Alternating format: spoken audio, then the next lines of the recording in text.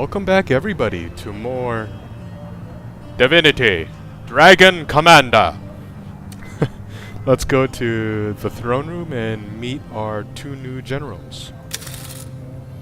My Lord Dragon, allow me to present your team of generals. Edmund you already know, but I now have the pleasure of introducing you to Her Highness Lady Catherine, Queen of Westbridge, and Scarlett, not noble of birth, but the more so of heart. We four have pledged we will stand by you in your conquest as a rightful heir to Revlon's throne. Bastard no longer, you shall be known as Commander, until the day comes that you shall be king. All hail the dragon! Hail! Hail! Yes, well, hail. Okay, I'll just go from left to right. So, Henry. Yes, Commander? A bastard no longer, am I? Seemed hardly proper to call you by that particular pet name on what was somewhat of an official occasion. But don't worry, I may still slip up once or twice, even though my respect for you is in fact growing. You've got a knack for bloody brutal battle, and faint heart never won fair victory. I shall take my leave. Scarlett. Oh, she's easy to remember. Redhead. Ginger. How's it hanging, Commander? I'm Scarlett, and you're a dragon, they tell me. Always wanted to ride one of those, though I bet you're a little harder to handle than a horse. All part of the fun, though, I reckon, so give me a shout when I can take you for a spin. You're quite the little wildcat, aren't you? Treat me mean, I'll scratch your eyes out. Treat me well, and I'll purr like a kitten. Your choice, Commander. I shall take my leave. Catherine. Okay, so Scarlett, that's easy. Catherine. I would say it is a pleasure to make your acquaintance, Commander. But as it stands, I must approach you with a bit of reserve. True, to know we have a dragon knight for a leader is a great relief.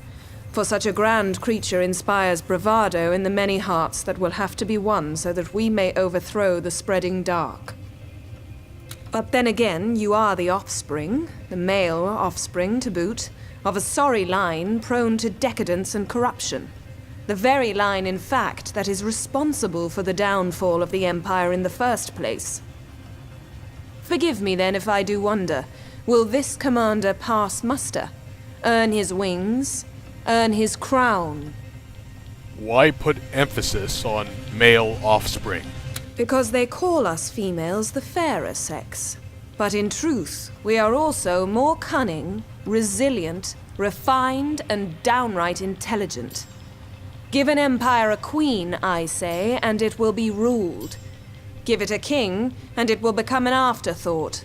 For like any man, he is content when both his belly and his bed are filled with a prize piece of tender flesh. No more.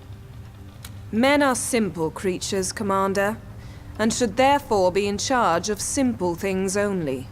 I shall take my leave. And Edmund. It's going to take some getting used to, you know, to call you Commander. Verily, I was rather opposed to the notion, but Maxos in his infinite wisdom insisted we up the level of common courtesy toward you. Commoner would have done. Commander, though, it shall be. You like to talk down to people, don't you? As much as it is in the eagle's nature to look down upon the world in hunt of lesser creatures, it is my genius that makes me soar high above all others. Lesser creatures indeed. At the lone top do I reside, but I would have it no other way. Those who do not understand, all but everyone, calls me a loner, thinking the word to be a pejorative. But it is on the contrary glorious to live in sweet isolation when all around you non-lizards, that is to say, inferiors, skitter and crawl like vermin. I am a solitudinarian, for my nature makes me so. And when I do have contact with those I loathe, inevitably I talk down to them as it is impossible to communicate on a level of equality when there is none to be had. I shall take my leave. Alright. Nice talking to you all. Let's check out the Royal Chamber. Go see Maxus.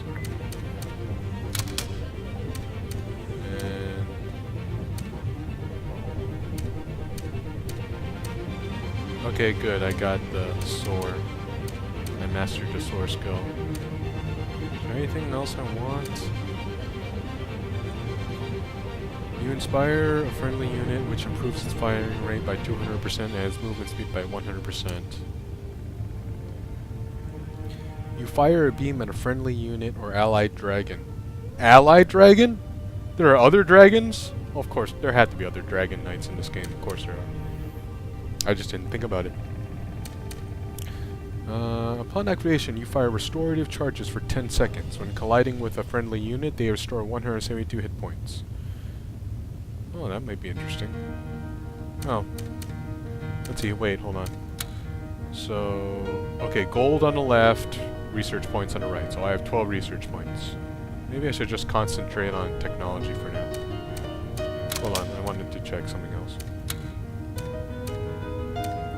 So, anything advanced and higher, I can't research right now until I progress in the story. Let's see if Maxis has anything to say. What? Oh, do forgive me, my friend. I was so lost in thought, not even an elven ranger could have led me out of its wilderness. I shall take my leave. Alright, let's check out the engineering bay. Let's see, did you finish those? Yes! 160% speed, I like that. Hold on guys, I just want to check my units quick. Grenadiers, strong against medium ground units and air units. Troopers, strong against light ground units and armor. Warlock, strong against air units and ironclads. Whatever those are. Okay. Let's see, what do I want to research this turn? More units? Hunters? Make for excellent scouts and come up with a light firing chain gun that can quickly shred lightly armored foes. Shaman. Transports. These ships can carry ground troops across water. Anti-air turrets.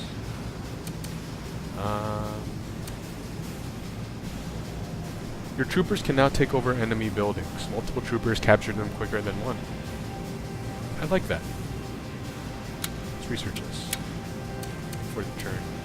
So I have 7 more research points. I don't mean to hoard them, I just don't want to use them all at once. Let's see if Grumio has anything to say. It's wondrous, my lord. Wondrous. The Raven, she speaks to me in my dreams. She tells me fantastic things, newfangled and new formed. I can make them all for you if you provide the right resources. So the Raven, the ship, sings to you? Indeed she does, my lord. A soft voice sings inside my head, but only when I'm in the land of eyes shut and mind at rest. There, she guides me to glory. Shows me things not even wizards could dream of. I think I asked this I said that last time. See you later, Grumio. Alright, I have something being researched. Let's go to the bar. Oh, my generals. I'll just go from left to right. So, Scarlett. Ah, to be in the thick of battle. With you calling the shots, it's a joyride rather than a jeopardy. What do you say, Scarlett? Shall we be victorious in the end? Don't really know, Commander. I certainly hope so, but we've a long way to go yet. The other generals, how do you feel about them? About whom, Commander? Catherine, for instance. Bit stuck up, ain't she? That's what a royal title will do to you. She used to be a proper queen and everything, with an entire country at her beck and call. How the mighty have fallen, eh? Me? I don't care for any of that rot. You got nothing. You got nothing to lose. The other generals, how do you feel about them? About whom, Commander? Edmund. Shifty son of a bitch, isn't he? Acting all high and mighty all the time, calling imps idiots, dwarfs dullards, that sort of thing. Makes you wonder if there's a single thing he's not intolerant of. The other generals, how do you feel about them? About whom, Commander? General Henry. Excellent chap, that one. Likes his jokes dirty and his liquor plenty. 2 peas in a pod, me and him. Well, on and off, that is. Can fight like a demon unleashed as well. Best to have him on our side. I shall take my leave. I'm sorry, I don't mean to laugh. It's just the dialogue trees are. It's kind of funny how it just goes back here and then there and then back again, and you're reading the same dialogue again. Let's talk to Henry again. Bloody good show, Commander. We kicked butt today, and firmly too. I didn't fight any battles. What are you talking about? What's your take on the war situation? Got to load the cannons before you fire them, Commander. Just like we've some conquering to do before we can assess the situation. So hey, don't let me stop you. What do you make of the other generals? Which one do you have in mind? Dear old Edmund. He's a slimy kid who happens to excel at warfare. I once met a lizard who went to school with him when he was but fresh from the eggshell. Told me he'd always been like that. Smart as a whip, but a loner too. Hopelessly assured that he is better than everybody else, and has 10 brains for every one that we have. Worst part is, he may well have. But don't you ever tell him I said that. What do you make of the other Which generals? one do you have in mind? Lady Catherine. Bit of an ice queen, if you ask me. Already called me names that'll make your mother blush, just because my eyes lingered a little along those curvy shapes of hers. But I'll defrost her yet. And in the meantime, we've got a cunning strategist on our side. A veteran of many a battle who has yet to learn the meaning of defeat. What do you make of our other generals? Which one do you have in mind? Scarlett, if you please. Well, I figured that between me and the prissy brigade that Catherine and Edmund form, someone a bit more down to earth would be a welcome addition to the group. And let me tell you, if someone likes to go down, it's Scarlett. She's a man-eater in the bedroom and a man-eater on the battlefield. Fast, feral, and ferocious.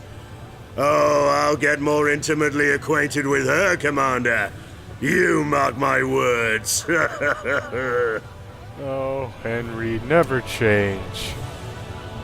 I shall take my leave. So, why is Catherine back there? I mean, I guess, okay, she's kind of stuck up, but, you know, Edmund's a loner. He should maybe be standing, like, over there. I don't know, whatever. Triumph begets triumph, it seems. There's just no stopping you, is there? How do you think the war is going? You know very well how it's going. We're outnumbered, outgunned, and outmaneuvered. Just the way I like it. Gives us a chance to show how viciously the underdog can bite. I'd like to hear your opinion about your fellow generals. If you wish. Anyone in particular? General Edmund. He's in a class of his own, there's no doubt about it.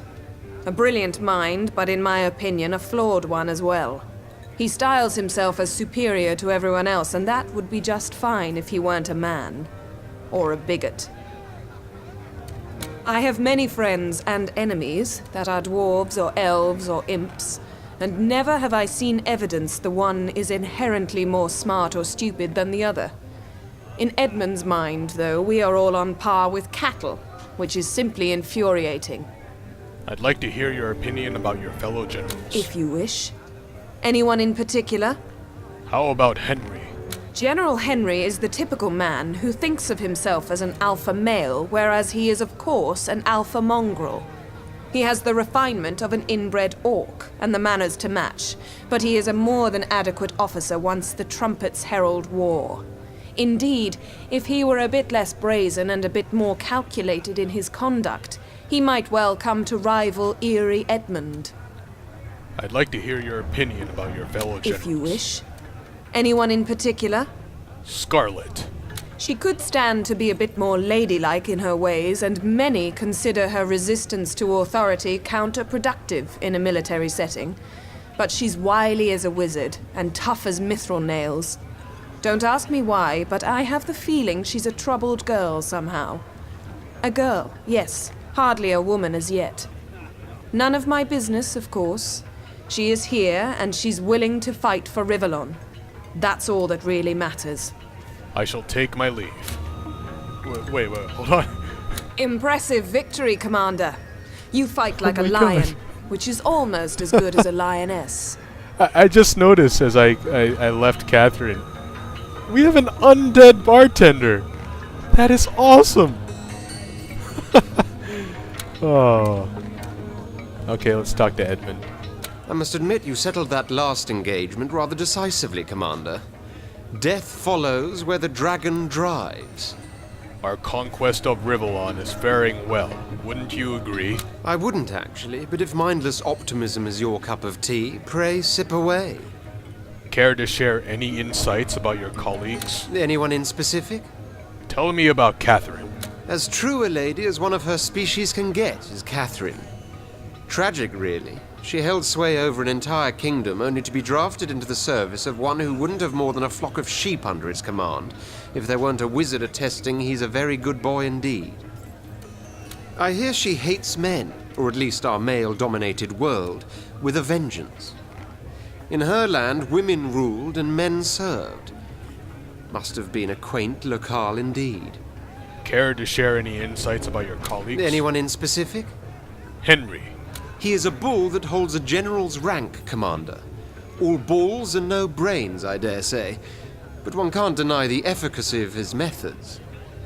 I'm told he wasn't always given to such impetuousness in his actions.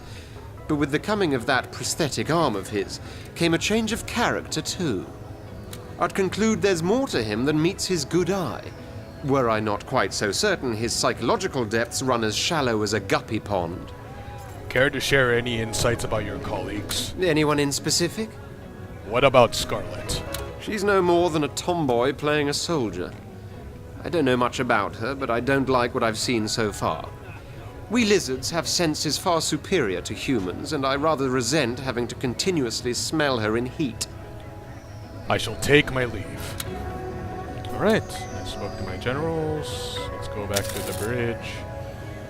I didn't research any dragon abilities, but I don't think I will.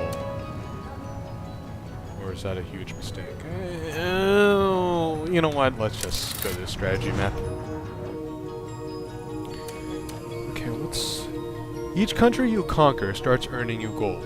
Additionally, the longer you hold a country, the better your defenses within that country will be. Each country is populated by a certain species. Your current popularity among this species is shown at the bottom of the screen. The higher your popularity, the more support you receive in this land. The more support you enjoy, the larger your army in a country can be during the combat phase. So 50%, 50%, public opinion for both, and entrenchment. Interesting. Alright, let's... hunters... And we have a transport. Now I could have sworn the last turn I saw, someone from up here used this transport to come down here. They transport this trooper down here. So what I'm thinking of doing is... I think I can do this. I don't know that I can. Is loading up my troopers into this transport and going down here. I can get this armor, whatever that is. And academies generate unit acquisition advantage and subversion cards every 3 turns, as well as 1 research point per turn. Getting this land might be helpful. And then maybe, I don't know if this can generate troops, but if it can, I can come in from here. I can hit this area from 2 sides. That's what I'm thinking. Oh, but first, let's buy some units. Let's buy 2 more troops. That'll cost me 6 gold. I have 10 gold left. And just to play it safe. Wait, hold on. Is that my troop? I'm gonna move one of my troops there. And I'm gonna load both my troops in the transport. And can I do this? You have just moved a loaded transport into another country. You can unload your units by right-clicking on it. Alright. That worked. That worked a lot better than I thought it would. So... Alright. I think I'm... good. I mean, I don't want to... Trooper. Do I want to... Thing is, if I try to take this land... Okay, they have 3 troopers. I'm also... Let's say I'm successful. I'm vulnerable to people here and to people here. And they have a war factory right there. I want to bolster this area a lot more before I go trying to go through here. Because that'll be tough. Is there any more?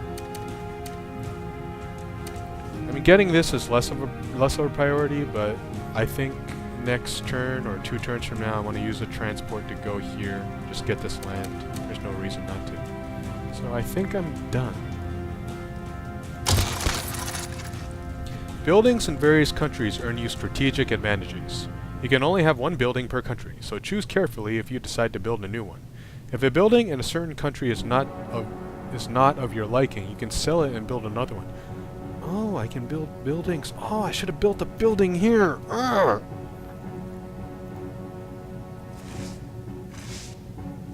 we got people moving.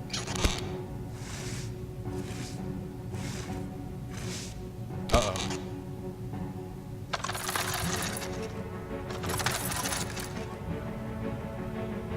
Wow. He generated like a ton of troops. This is an overview of where battles are going to happen, which will give you final tactical insights before the fight commences. If you finish viewing the map, press the continue button to go to battle. Alright. I'm gonna...